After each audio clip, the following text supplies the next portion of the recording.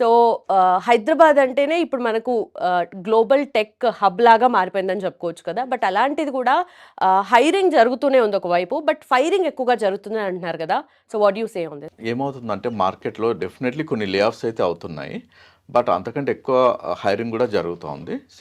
For example 2 days back I was talking to a global head of HR one of the world biggest bank. Okay. ఓకేనా? US based bank. వాళ్ళ economy $5 trillion.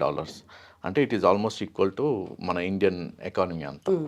So వాళ్ళు ఒక GCC centre పెడుతున్నారు ఇండియాలో. So they are offering 30,000 jobs.